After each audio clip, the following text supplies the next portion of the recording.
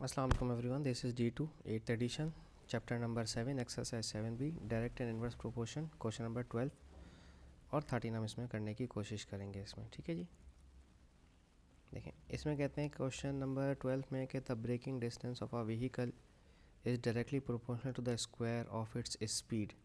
Breaking distance को हम D से डिनोट करते हैं, ठीक है, और इस डायरेक्टली प्रोपोर्शनल तो के स्क्वायर ऑफ इट्स स्पीड का मतलब स्पीड को हम डिनोट करते हैं S से और इसको ले लेते हैं इस पर स्क्वायर। ठीक है, तो अगर के कांस्टेंट का आंसर निकालना पड़ेगा तो यहाँ पर आ जाएगा D/S²। ठीक है, तो D का जो आंसर आ जाएगा, छोटा ही D लगा लेते हैं, बार बार बड़ा D क्यों, सब परेशान होंगे आप।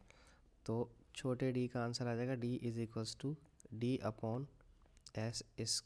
Into S²। ठीक है,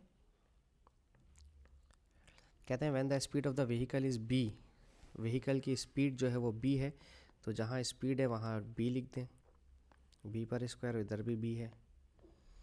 इट्स ब्रेकिंग डिस्टेंस D, ये छोटा D आ गया। ठीक है, इधर भी और इधर भी। ठीक है, if the speed of the vehicle is increase by 200%, किसी भी चीज़ का 200% इंक्रीज़ होना यानी कि 100% तो है ही, उसमें 200% इंक्रीज़ हो जाएगा तो ये हो जाएगा 300%। ठीक है, तो अगर हमारे पास इक्वेशन यहाँ पर D ये है और ये वाला D, अगर इधर बड़ा D रख देते हैं, कहीं आप लोग ये ना समझें कि इसको कैंसिल कर दें फिर तो। ठीक है, बड़ा ही D रख देते हैं, कैपिटल D ब्रेकिंग डिस्टेंस के लिए। ठीक है, यहाँ पर है B², ये तो कांस्टेंट के साथ ही चलेगा, और यहाँ पर 300% लिखेंगे, 300% ऑफ B इस पर स्क्वायर। ठीक है, कैपिटल D = छोटा D अपॉन B²। 300% हमारे पास 3 होता है, क्यों भला, देखें 300 अपॉन में 100, परसेंटेज हटाएंगे तो 100 आ जाएगा डिनोमिनेटर में, और B पर स्क्वायर, ये 2 ज़ीरो इन 2 ज़ीरो से कट गया, तो यहाँ पर सिर्फ आपके पास 3 बचा, D/B², और 3 का स्क्वायर हो जाएगा 9 और B का स्क्वायर B² से काट दें तो दिस विल बिकम 9 और D का आंसर क्या आ गया, 9D। ठीक है, आगे कहते हैं find the percentage increase in the braking distance. Percentage increase मालूम करना है आपने। परसेंटेज इंक्रीज़ कैसे मालेंगे, आप जानते हैं परसेंटेज इंक्रीज़ का फार्मूला क्या होता है। ठीक है ना, new minus old upon old multiply by 100। ठीक है, न्यू वैल्यू आ गई है 9D और ओल्ड वैल्यू थी सिर्फ D। ठीक है, तो ओल्ड वैल्यू डिनोमिनेटर में भी सिर्फ D आ जाएगी, मल्टीप्लाई बाय 100। 9 - 1 हो जाएगा 8D divided by D multiply by 100, तो D से कैंसिल हो गया, 8 को 100 से मल्टीप्लाई किया तो कितना आ गया, 800%। सही है, तो ये तो थोड़ा सा टेक्निकल क्वेश्चन था, एडवांस लेवल का क्वेश्चन है, थोड़ा सा तो टेक्निकल होना इसका बनता ही है। क्वेश्चन 13 देख लेते हैं अब इसका। ठीक है,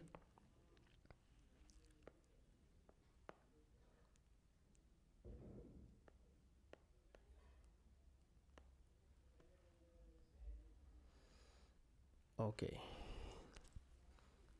कह रहे हैं the table shows a relationship between x and y। ठीक है, explain why if y is directly proportional to x और x³ ओके, या तो y=kx है या फिर y=kx³ है। ठीक है, तो k कांस्टेंट की वैल्यू क्या आनी चाहिए, y/x, और यहाँ पर k कांस्टेंट की वैल्यू क्या आनी चाहिए, y/x³। ठीक है, तो आपके पास अगर y की वैल्यू है 5.2 और यहाँ x की वैल्यू है 2, इसका आंसर देखें।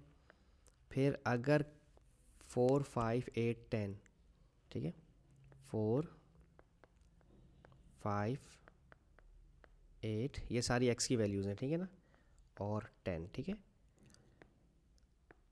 और 4, 5, 8, 10 की वजह से जो y की वैल्यूज़ आ रही हैं 5.2, 41.6, 41.61 है, 16 है, 41.6 है।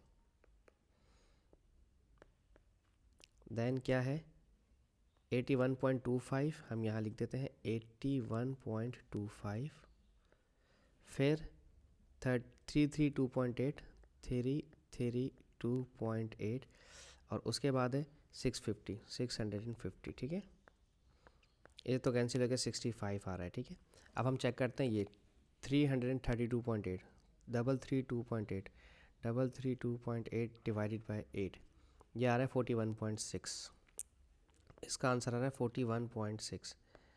81.25 81.25 डिवाइडेड बाय 25, ये आ रहा है 3.25। इसका के कांस्टेंट आ रहा है 3.25। 41.6 बाय 4, 41.6 बाय 4 ये आ रहा है 10.4, 10.4 और 5.2 बाय 2, 5.2 बाय 2 ये आ रहा है 2.6। तो दैट मीन्स के ये तो हमारे कांस्टेंट के आंसर सेम नहीं आ रहा है, ठीक है। अब यही सारे कांस्टेंट यहाँ चेक कर लेते हैं हम y के लिए इस तरफ, ठीक है, ठीक है। तो अगर मेरे पास सबसे पहले है y k के लिए y है 5.2 और यहाँ है 2 का क्यूब, ठीक है। 5.2 2 का क्यूब, 5.2 बाय 2 का क्यूब 0.65, 0.65, ठीक है। फिर सेकंड वैल्यू 41.6 और नीचे 4 का क्यूब, ठीक है। चेक कर लेते हैं 41.6 बाय 4 का क्यूब 0.65, ये भी सही आ गया। और चेक कर लेते हैं कि 81.25 और नीचे 5 का क्यूब, ठीक है। 81.25 और नीचे 5 का क्यूब, ये भी 0.65 आ रहा है। तो दैट मीन्स बाकी भी सारे हमारे पास 0.65 आएंगे। तो दैट मीन्स क्या हुआ कि y जो है is directly proportional to x cube है, ठीक है। ये प्रूफ हो गया।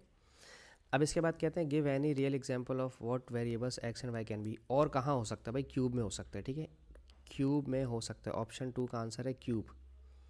उसकी वजह क्या है? क्योंकि वॉल्यूम का फॉर्मूला क्या होता है? Volume is equals to L cube, ठीक है। ये वाली वैल्यू क्यूब की होती है और हमारे पास ये आंसर आ जाता है, ठीक है।